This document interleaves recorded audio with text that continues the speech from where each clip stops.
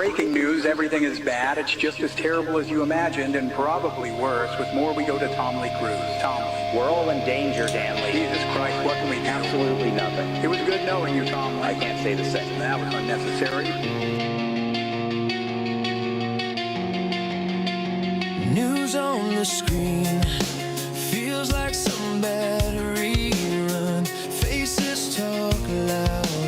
Check in with Olivia Lee Rodrigo. Olivia Lee, where are you? That's none of your business. Do you hear that? Cut the music. Do you hear that? What do you hear? That's the sound of us slowly dying. Can you hear it? I can hear it. It's louder in my left ear. Olivia Lee Rodrigo reports. I actually have some more questions. Everyone's scrolling past, eyes lit by a tiny glass sky. I'm trying to recognize the years I never said goodbye.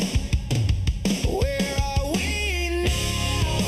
How did we drift so far from For okay, we're going to go to Kevin Lee Costner, who has more with politics. No, I don't. Let's send it over to our senior correspondent, Nick Lee Minaj. Look at this chart. Let's bring it up. What am I looking at? I don't know, but it doesn't look good. That looks bad. Yeah, probably bad. Let's go to our eye in the sky, Timothy Chalamet. Timothy. Man, I am so high up right now. You are in a helicopter. I didn't know that when I got in. I thought it was a weird car. What do you see up there? Everything, it's too much. We were never supposed to see this. I need to go back down.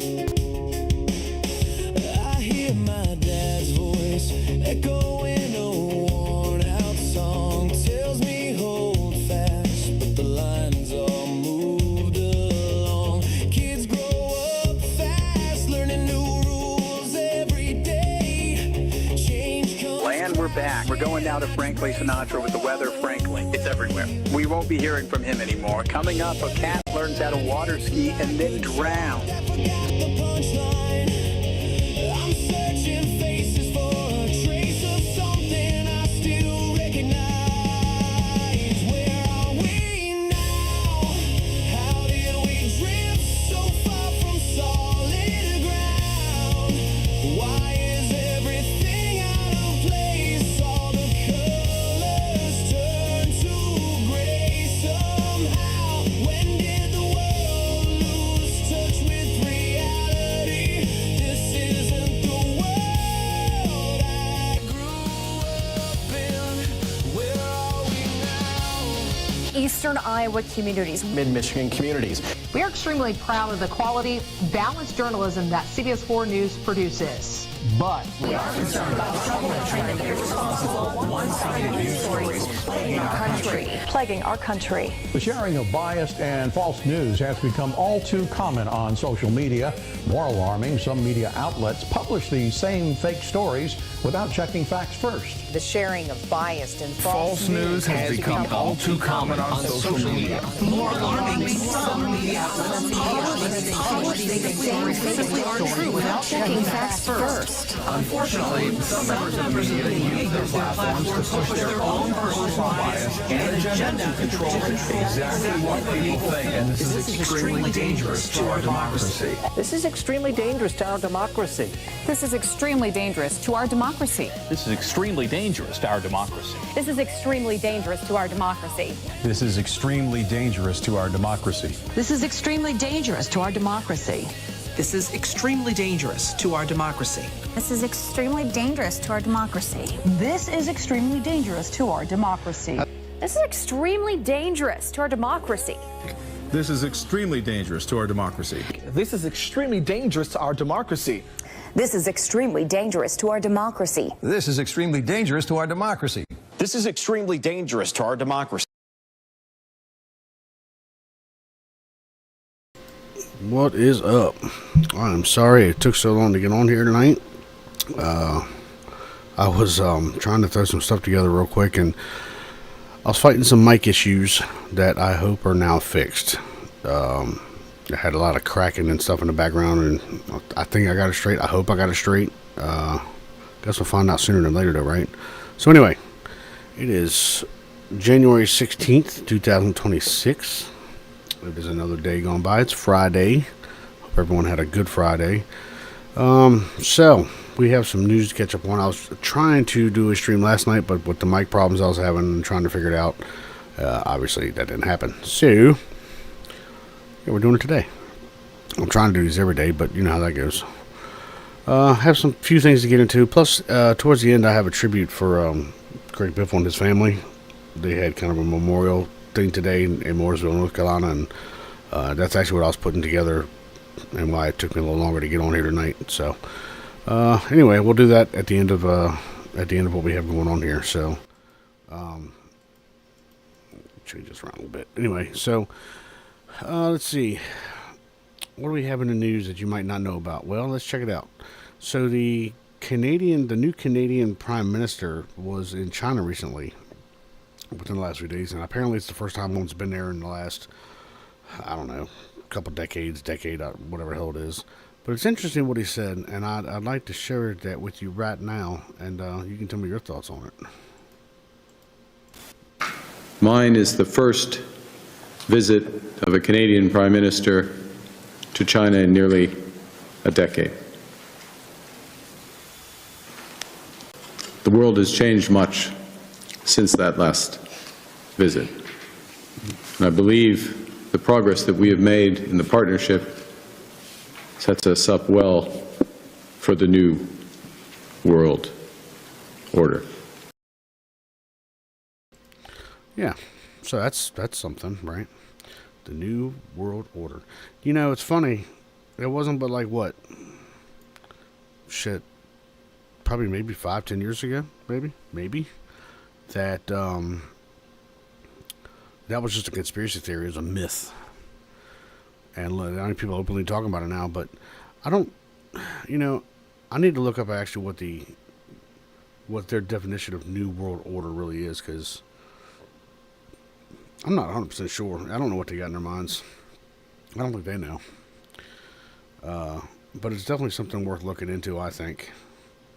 It was very weird when he said there was a new world order. I don't know about that guy. Anywho, I thought that was kind of interesting and not really put out there in mainstream media. Imagine that. Then the next story we have here is from Florida. I think the body cam footage was probably from a year or so ago, but the story was just now coming out. It's kind of interesting. Here, I'll play it and then we'll talk about it. How about that? But let's do that. 591, where's the location of your emergency? Yes, ma'am. There's a child pedophile with 2 kids in his truck. One's a runaway. Where are you at, sir? He's coming down US 1. His name's Darnell. A caller who knew Harrison and knew he is a registered sex offender just happened to see him on the road. He dialed 911 after spotting him with what looked like 2 underage boys in the car. Do you know this person? He's our neighborhood child pedophile, and there's 2 missing kids that run away from out there, and he's got 2 teenage boys in the back of his truck. The caller followed the truck down US 1. You don't have to continue following. Oh, no, I'm following until I see a cop pull his over, because he's got 2 kids in his car. Because if a cop don't pull him over, I'm going to pull him over, and it ain't going to be pretty. Deputies ultimately found the truck, and after a bit of a struggle, had Harrison in handcuffs. Who got my truck? Who got my truck? All right, I appreciate it. Law enforcement stopped Yes. the vehicle. Yeah, they got him. Thank you. All right, thank you. So there's that. I thought that was kind of interesting. Homeboy was just kind of like some vigilante justice, and I tell you what, man, it's getting to the point that I don't know. You take everything like what's going on in Minnesota and stuff like that, and I feel like, and I shouldn't say this, but people are going to get fed up. You know what I mean? And they're going to become vigilant. And I'm not condoning that, and I'm not promoting that. I'm just saying what's probably going to happen at some point. You can't poke a bear but so damn many times before he gets pissed off and rips your face off. You know what I mean? Just the fact of the matter. And, with everything going on right now, it's just like one thing after another. It's like a slap in the face after slap in the face after slap in the face. I mean, how many times are you going to stand in a slap where you just knock somebody the hell out? You know what I'm saying? And, this guy had that guy not done that, he would have got away. Maybe got away. I don't know. But definitely wouldn't have had the outcome it had, I don't think. So, there's that. We have some other stuff in here. It's kind of upsetting. You saw that, right? So there was another one. This was in New York City. Of course, it's New York City, so take that for what it's worth. A man was sentenced for defending himself. Well, allegedly, he wasn't sentenced for protecting himself. It was self-defense. It was self-defense, and the prosecutor even said it was self-defense.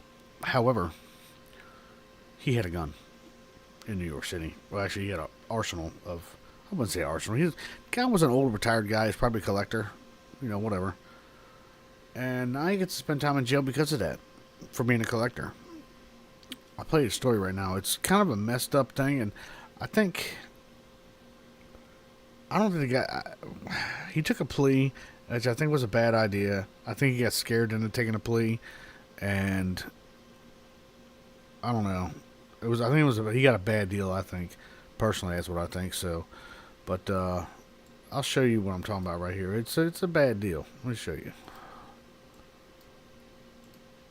This is Savannah Hernandez outside of the Queens Criminal Courthouse in New York City, where I just attended the sentencing for Charles Foner, the 67-year-old retiree who was just sentenced to 4 years in prison after defending himself from a 15-time career criminal here in New York City. Now, if you're not familiar with the story of Charles, basically back in 2023, a 15-time career criminal with a history of mental illness ended up threatening him and lunging at him. Charles, who had a handgun in his pocket, which he had, by the way, because of his fears of rising crime throughout the city, ended up pulling out his weapon, telling this man to stop. He did not heed the warning. He continued to lunge at Charles. Charles opened fire and ended up killing him. Now, interesting thing about this case is that the DA of Queens, Melinda Katz, did not bring forth homicide or manslaughter charges because even her office agreed that this was a clear-cut case of self-defense. However, what they did decide to charge Charles for was criminal possession of a weapon, and then after this incident happened, the police went and searched his home, and they found what they stated is an arsenal of unlicensed weapons. Now, I want to say he had about 30 other guns in his home, and Charles's attorney stated that Charles has been shooting guns since he was a kid. Charles has no criminal history, and he has been around guns his entire life. However, because he was in New York and these were unlicensed, the DA decided to bring forward these charges. As a result of this prosecution, he's had to sell the home that him and his wife had strived for years to finally own. His Social Security benefits, which really, given his age, make up a disproportionate amount of whatever income he has in retirement, will stop while he's in prison. And of course, as I alluded to before, there's the psychological, emotional, mental impact, the separation from family. Now, the judge in this case stated that Americans have been very vocal about this case, calling her office, leaving voicemails, sending in emails on behalf of Charles. However, she highlighted how she was not responsible for the charges brought forward in this case. Again, that rested with the DA and her office. And basically, they had Charles choose between a trial by jury and up to 25 years in prison for these unlicensed handguns and criminal possession of a weapon, or that he could take this plea deal for a minimum of 5 years in prison that his attorney actually negotiated down to 4. So he was officially sentenced today. He is now in custody, going to be spending 4 years in a state prison after defending himself from a career criminal here in New York City. And one of the most memorable arguments that his attorney brought forward today in these closing statements was that perhaps Charles would not even have had the opportunity to be on the stand today if he didn't have his gun to protect himself. Perhaps it would have been Cody Gonzalez, his assailant with 15 prior arrests and a history of mental illness, who would have been here. So yeah, I don't like that at all. That guy was self-defense. That guy kept, lunging towards him and everything else. So, FAFO. FAFO. And, it is what it is. And, there are going to be people out there arguing, well, we didn't have to kill him and blah, blah, blah, blah, blah. He had a mental illness. I have a mental illness. I'm a paranoid schizophrenic. I'm on papers. However, I'm not trying to use that shit as a crutch. If you know somebody has problems and stuff like that, get them help. If they're manic, get them help. But no, you just let them wander the streets and do whatever, and then when something bad happens, you try to capitalize on it. That pisses me off. And then this guy is retired. He's an old dude, right? Now, first of all, what would he have done to defend himself otherwise? He's an older guy. I don't know how old his other dude was, but he had a lot of priors. So, what was he supposed to do?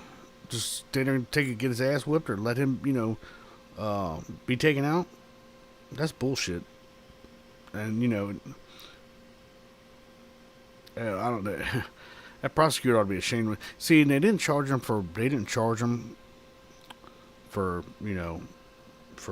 first degree murder or nothing. They didn't charge him for that for a reason, because they knew they would have lost. So they opted to take a different way to make sure they got him one way or the other. They knew they did not have a case for a charge like that.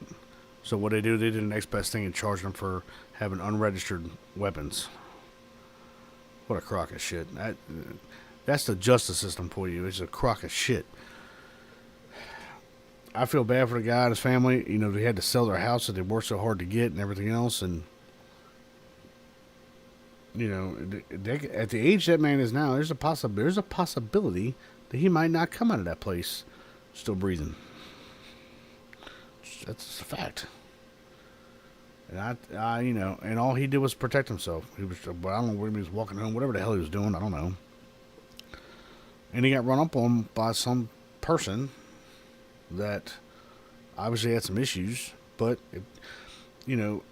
everybody knew the dude had issues. I'm sure it was documented. So, and we see this a lot, we see it all the time where people that are, they claim to have these mental illnesses and this and that. And like I said, I know about mental illness. I deal with it every single day, but I'm aware of what to do and what not to do. People know my issues. If I start to become manic, I'm not going to go roaming the streets. It's simple as that. And if a person's bad enough off where they're really manic, then they need to be, they need to go to the hospital, or they're off their meds or something. There's something, you know what I mean? Don't act like you're going to be surprised when something happens. Like, oh, he's such a good guy. He only had 17 priors and blah blah blah. I ain't about that shit. That's a crutch. I don't want to hear it. So, that's all I have to say about that. Yeah, it's a bad deal, and I feel bad for the dude, and I don't think that was just a bad thing I had in my mind. So, I don't know. And he took a plea deal. I think he got scared and took a plea. They probably talked him into it, and his lawyer shouldn't have taken that plea deal. He should have just laughed at it. Yeah, he did have unregistered weapons in the city, but I don't care. And he wouldn't hurt anybody with him. The guy had no prior record. But yet here we are. So, anywho, excuse me. What I'm getting ready to show you now is why we need term limits in Congress. Because we do. We really, really do. Mitch McConnell was in front of Congress the other day talking about, I guess they're talking about Greenland and this and that, and the man is incoherent. The man is incoherent, and I'm going to play you a clip of it, and this is why we need term limits, because this dude's like 300 years old, and he looks like the goddamn Crypt Keeper, and it's, I'll show you here. Let me just show you. Let me just show you what I'm talking about. And I've yet to hear from this administration a single thing we need from Greenland that the sovereign people is not ready and willing to grant us, unless and until the president can demonstrate otherwise. then the proposition at hand today is pretty straightforward. Incinerating the hard-won trust of loyal allies in exchange for no meaningful change across to the Arctic. Yeah, so, as I said, this is the reason why we need term limits. Because, yeah, that dude, it's bad. This is bad. I mean, the dude is, he's not going. I mean, he's falling down all the time and shit like. He's not the only one that in Congress that's like that either. He's not the only one. There's a few, and it is, it's like they stay there until their demise. I mean, I don't see how to. I don't understand how some of these people get elected, because there's no way that dude's campaigning. There's no way that dude is campaigning. People going, yeah, that's my choice. No, there is no way in hell. No. There's no way he's going to be on the campaign trail. He's not going to stay awake that long. I bet he probably has 30 naps a day. I mean, he might have been on the point at one time of his career, but he is sure as shit not now. I mean, come on. Let's be honest. If you can't see it, then go get a glass belly button, because obviously you're not going to pull your head out of your ass long enough to realize it. Sorry, not sorry. So yeah, that was that. And to wrap this thing up today, like I said, today they had a memorial for Greg Biffle, in Mooresville, North Carolina. So I put together a small kind of tribute thing for it real quick. It's not real long, but I'm gonna play it for y'all, and I hope y'all like it. And yeah, tell me what you think. If you tell me it sucks, then, well, I guess it sucks. Check this out. Greg one time took my race suit to wash it for me. What a nice guy. Actually, he hemmed it. He made it 4 inches shorter so that my ankles were exposed to direct sunlight, and did not tell me this until I was suiting up to get in my race car. I put my suit on like last second, right? And I'm like, what the heck is going on with my suit? The thing's, my ankles are out to here, and I just couldn't believe what a hilarious prank this guy came up with to make my day a little bit brighter. And that was how Biff was. All right, so I'll admit, me and the guys, we didn't really know much about Greg before we met him in 2024. He came out to our Connecticut race on a whim, and after a few minutes of talking about helicopters and Crown Vics, I knew we'd be good friends. I didn't expect us to become nearly best friends, and I say nearly because I can't claim the position of best friend. His best friend was with him on the plane that day, Craig Wadsworth. First time I met Ryder, I said, "Hey buddy, what's up?" as his mom kind of introduced me. He simply responded by saying, "Did you know my dad is a Craftsman Series champion?" All right, sorry I'm a mess. I wish I rehearsed this a little better, thought it'd go a little smoother. All right, Christina, winner of the Mom Prix.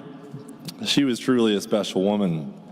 She was smart, extremely smart, very sharp, didn't forget anything, very tuned into social media and technology, which is the only, and I repeat, only reason Greg had any presence online in these recent years. So everything you guys got to see with me and just Greg on his own, whatever, it's because of Christina making that happen. I mean, that girl was his lifeline to the internet.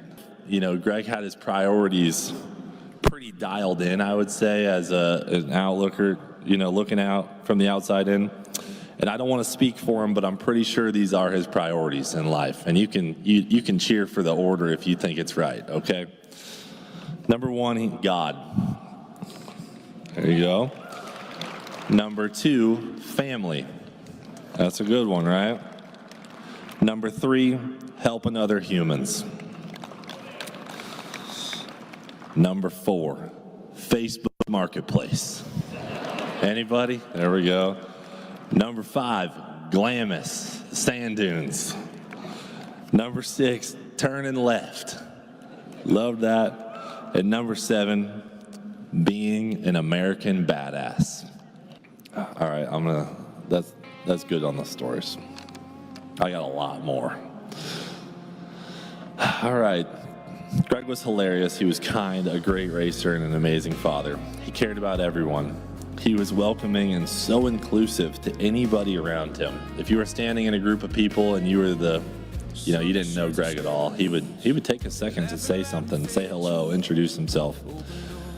He showed up for his friends since I met him in 2024. I mean, not one race did he miss.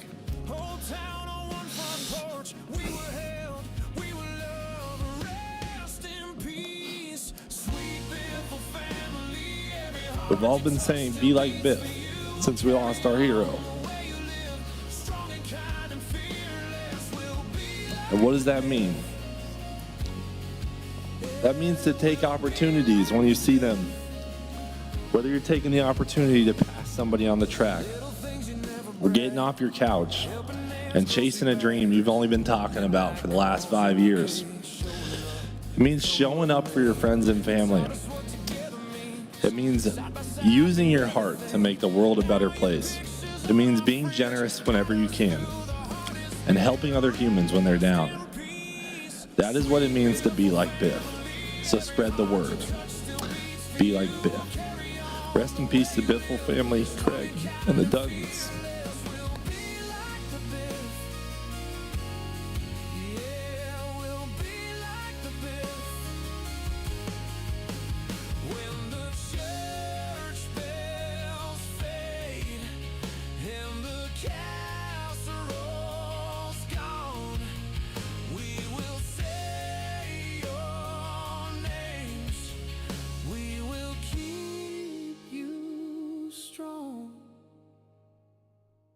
In the way we love, in the way we give, you are in our blood, you still help us live, oh yeah. Rest in peace, sweet Biffle family, every heart you touch still beats for you. We'll carry on the way you live, strong and kind and fearless, we'll be like the Biff.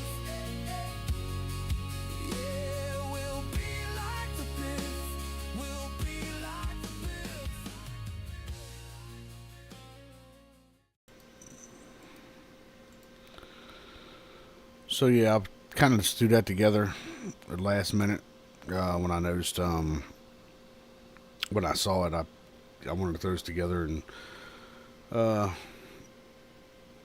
tell you, AI music's the shit. You can throw some lyrics in there real quick, and it'll throw it together, and it works out pretty good. So yeah, I hope that tribute was all right. Unless it was kind of, I would say last minute. I mean, I spent some time putting it together, but. Yeah, I didn't know. I don't follow NASCAR like talking about. It's not my thing. I really started following him when he was. Matter of fact, it was when the first race he did at the Freedom 500, I think. At Cletus McFarland's thing, and I've watched him ever since. And he seemed like a genuinely good dude. I did email him one time, and I got a response, but apparently it must have been Christina's wife. He bought a Lincoln or something that was having trouble getting it running, and I'd sent him an email about it, and we'd actually talked about possibly getting together at some point or another and, helping him out some, but yeah, that's not going to happen. So, because I just live a couple hours north from where he lived at. So anyway, that's going to pretty much wrap it up for today. It's been about 30 minutes. Like I said, I tried to be on here at 10 o'clock, and I screwed that up. Well, originally it was going to be 9, and then, like I said, I screwed that all up. So, bear with me. I'm trying to get better with the live streaming thing. It's still new to me, and like I said, I had mic issues. I had to get all that straight, which I hope it sounds all right now, hopefully. So, yeah, I'll be back tomorrow doing more news stuff and stuff. So, yeah, until then, be true to yourself. Don't do nothing I wouldn't do, which, whatever. And we'll see you later. Bye. Breaking news, everything is bad. It's just as terrible as you imagined, and probably worse. With more, we go to Tom Lee Cruz. Tom Lee. We're all in danger, Dan Lee. Jesus Christ, what can we do? Absolutely nothing. It was good knowing you, Tom Lee. I can't say the same. That was unnecessary. News on the screen feels like some bad rerun. Faces talk loud. Check in with Olivia Lee Rodrigo. Olivia Lee, where are you? That's none of your business. Do you hear that? Cut the music. Do you hear that? What do you hear? That's the sound of us slowly dying. Can you hear it? I can't hear it. It's louder in my left ear. Olivia Lee Rodrigo reports I actually where have some more questions. Everyone's scrolling past, eyes lit by a tiny glass sky. I'm trying to recognize the years I never said goodbye. Where are we now? How did we drift so far from Boy, okay, we're going to go to Kevin Lee Costner, who has more with politics. No, I don't. Let's send it over to our senior correspondent, Nick Lee Minaj. Look at this chart. Let's bring it up. What am I looking at here? I don't know, but it doesn't look good. That looks bad. Yeah, probably bad. Let's go to our eye in the sky, Timothy Chalamet. Timothy. Man, I am so high up right now. You are in a helicopter. I didn't know that when I got in. I thought it was a weird car. What do you see up there? Everything. It's too much. We were never supposed to see this. I need to go back down. I hear my dad's voice echoing a worn-out song. Tells me hold fast, but the lines all moved along. Kids grow up fast, learning new rules every day. Change comes. Land, we're back. We're going now to Frankly Sinatra with the weather, frankly. It's everywhere. We won't be hearing from him anymore. Coming up, a cat learns how to water ski and then drown. I forgot the punchline. I'm searching faces for a trace of something I still recognize. Where are we now? How did we drift so far from solid ground? Why is everything out of place? All the colors turn to gray somehow. When did the world lose touch with reality? This isn't the world I grew up in. Where are we now? Eastern Iowa communities. Mid-Michigan communities. We are extremely proud of the quality, balanced journalism that CBS 4 News produces. But We are concerned about the trouble and trending irresponsible, one-sided news stories plaguing our country. The sharing of biased and false news has become all too common on social media. More alarming, some media outlets publish these same fake stories without checking facts first. The sharing of biased and False news has become all too common on social media. More alarming, some media outlets publish these same fake stories without checking facts first. Unfortunately, some members of the media use their platforms to push their own personal bias and agenda to control exactly what people think, and this is extremely dangerous to our democracy. this is extremely dangerous to our democracy. This is extremely dangerous to our democracy. This is extremely dangerous to our democracy. This is extremely dangerous to our democracy. This is extremely dangerous to our democracy. This is extremely dangerous to our democracy. This is extremely dangerous to our democracy. This is extremely dangerous to our democracy. This is extremely dangerous to our democracy. This is extremely dangerous to our democracy. This is extremely dangerous to our democracy. This is extremely dangerous to our democracy. This is extremely dangerous to our democracy. This is extremely dangerous to our democracy. This is extremely dangerous to our democracy.